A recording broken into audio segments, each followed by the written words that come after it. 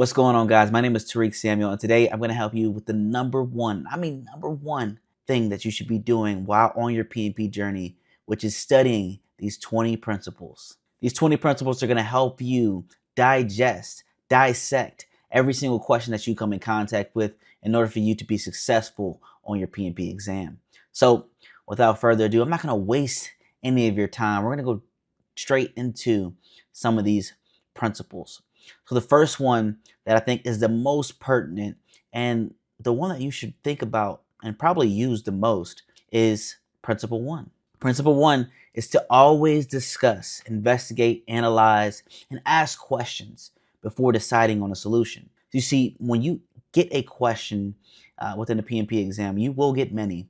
It's going to ask you what to do next. And many times they're going to ask you about a new change that the stakeholder wants to implement, or a new problem that has just arose. And what is the first thing you need to do? It's not to jump to action, but it's to discuss with your team, investigate, analyze how this affects the project before presenting a solution, before committing to a solution, right? And so that's why we think this is the number one principle that you must always remember. When it's asking you what should you do next, remember to analyze it first. I need to understand what I'm dealing with and what I'm facing in order for us to be able to properly move this vessel in the right direction. So remember, always discuss, investigate, and analyze, and make sure to ask questions. But that brings us to the end of principle number one. What is the second principle that we want you to internalize? Well, never settle for delays or extra costs.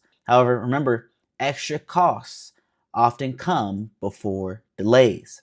So never settle for taking on delays within your project, but also don't settle for taking on extra costs. If there is a solution that is an alternative for both that allows you to stay on track and under budget, then make sure that you're pursuing that specific solution. And now you'll see this on questions where you'll be proposed to either take a delay or to add additional costs and ask for additional funding, or use some of these funds set aside for the project in case of an emergency. And you have to choose between these two things, but you don't. Sometimes there's a third option that you can choose that will negate both of those. So make sure that you're looking for those types of answers. When you're faced with a possible delay or you're faced with a cost overrun, make sure that you're vetting the other answer choices, making sure that they do not apply to the question and solve the problem of both the delay and the cost.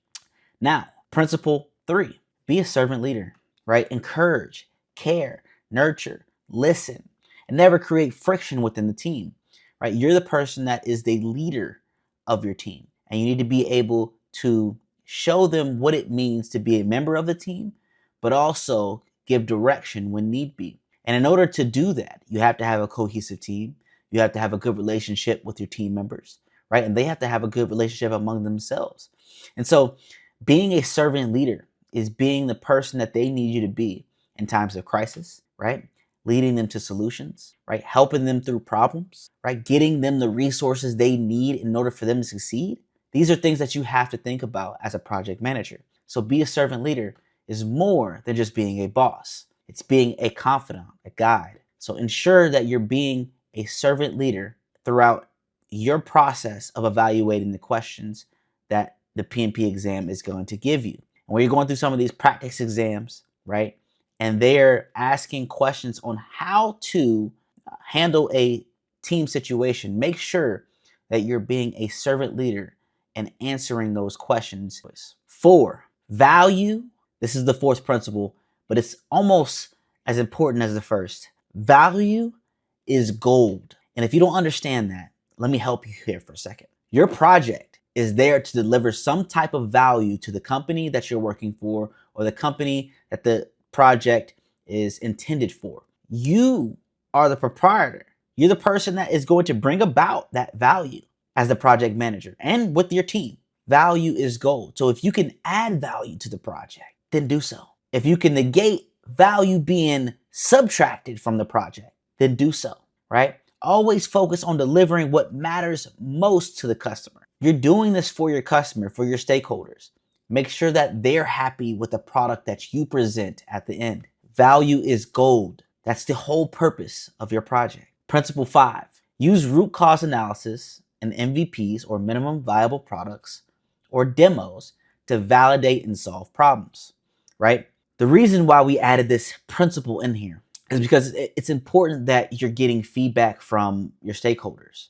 It's important that you're getting feedback from the people that are going to approve the project in the end. And if your benefits realization package, right, isn't up to par, isn't meeting the standards that they have for the project itself, then you're going to have to go back and do some tweaking so that they are happy at the end.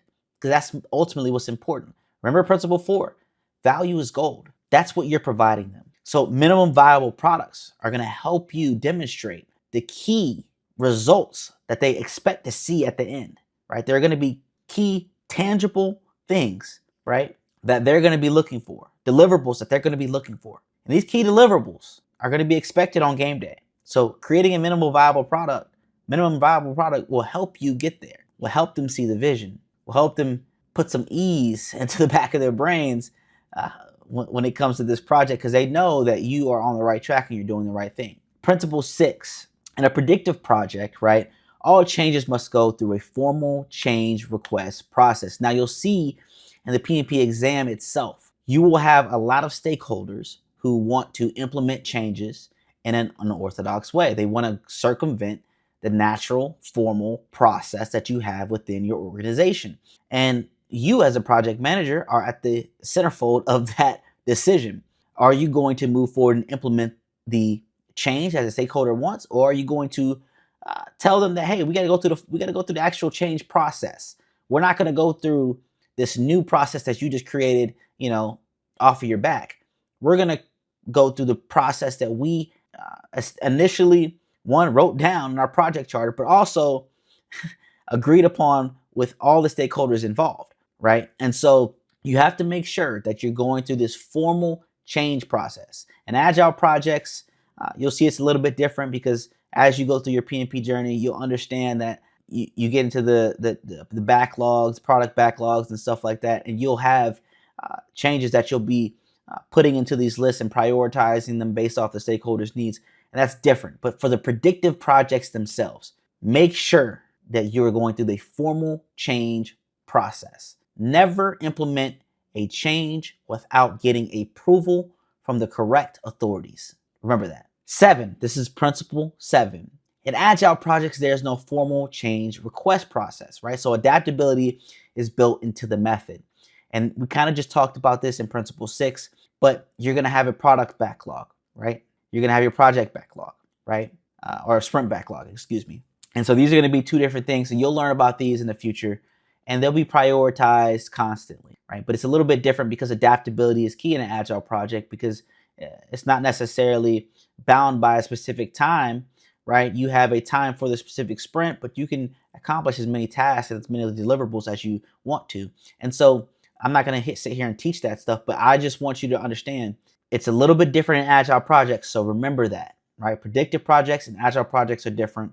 Know the change processes in both. Principle 8, your team members are the experts. This is especially within the agile projects where you have the SMEs on your team helping you. They are there for a specific reason, to play a specific role for a specific part of the project.